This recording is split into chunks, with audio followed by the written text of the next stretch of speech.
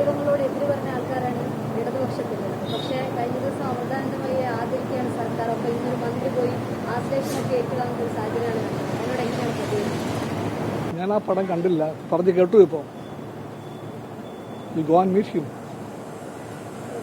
U go and meet him, he will respond to you. The minister will respond to you. ബന്ധപ്പെട്ട മന്ത്രിയെ പോയി കാണുക, ചോദിക്കുക, അദ്ദേഹം പറയും.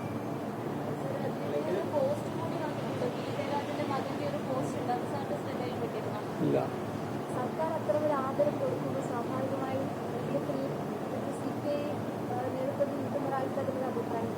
ഇതിൽ ഓരോ കാര്യങ്ങളും LDF ചർച്ച ചെയ്യേണ്ട കാര്യമില്ല.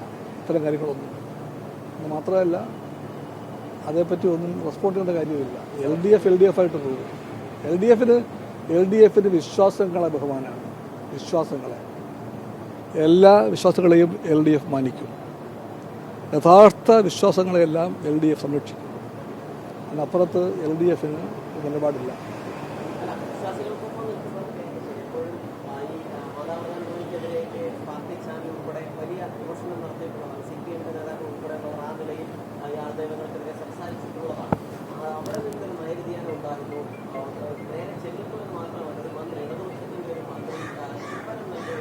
വിശ്വാസങ്ങളെ മാനിച്ചുകൊണ്ട് ആരാണ് വിശ്വാസികൾ അവർക്കൊപ്പം നിൽക്കലാണ് ഞങ്ങളുടെ രാഷ്ട്രീയ നിലപാട്. അതിനകത്ത് വ്യക്തതയുണ്ട്. CPIക്ക് വ്യക്തതയുണ്ട്. വിശ്വാസങ്ങളെ മാനിക്കും, ആ അർത്ഥത്തിൽ മതങ്ങളെ മാനിക്കും. പക്ഷെ ഒരിക്കലും മതഭ്രാന്തിന് മുമ്പിൽ ഇടതുപക്ഷം മുട്ടുകുത്താൻ പാടില്ല, മുട്ടുകുത്തില്ല. മതഭ്രാന്തി വേറെ, മതം വേറെ. മതവിശ്വാസം വേറെ, മതഭ്രാന്തി വേറെ.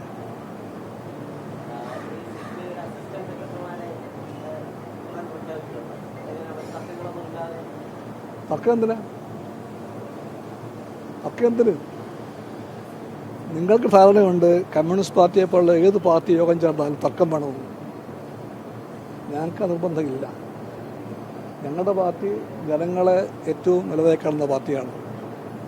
ജനങ്ങൾക്ക് വേണ്ടി പ്രവർത്തിക്കാനും പോരാടാനും കടപ്പെട്ട പാർട്ടിയാണ്. ആ പാർട്ടിക്ക് ആ ലക്ഷ്യത്തിലേക്ക് പോകാൻ തർക്കം വേണ്ട.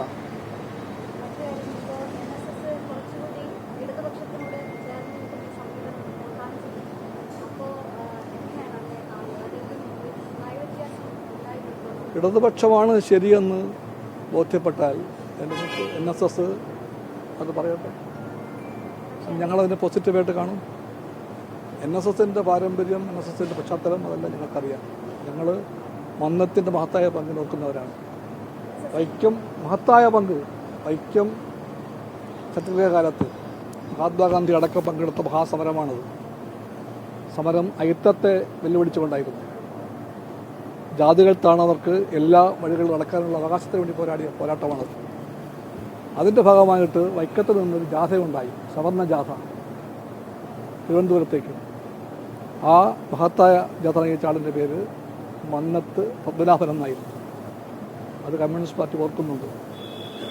ആ ക്ഷേത്രത്തിൻ്റെ പ്രാധാന്യം കമ്മ്യൂണിസ്റ്റ് പാർട്ടിക്ക് അറിയാം. അതുകൊണ്ട് ഞങ്ങൾ അവരെ കാണുന്ന ശത്രുക്കളായിട്ടല്ല.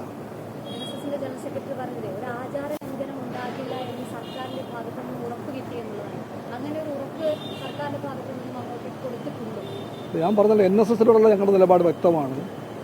ഈ സവർണ ജാഥയിലൂടെ അവർണൻ്റെ അവകാശങ്ങൾ ഉയർത്തിപ്പിടിക്കാൻ വേണ്ടി ജാഥ നയിച്ച മന്നത്തിൻ്റെ പാരമ്പര്യത്തെ എത്ര കാലം ഇന്ന് വരെ ഇത്ര മാത്രം ഉയർത്തിപ്പിടിക്കുമോ NSS, അതുവരെയും ആ നിലപാട് ശരിയാണെന്ന് ഞങ്ങൾ പറയും.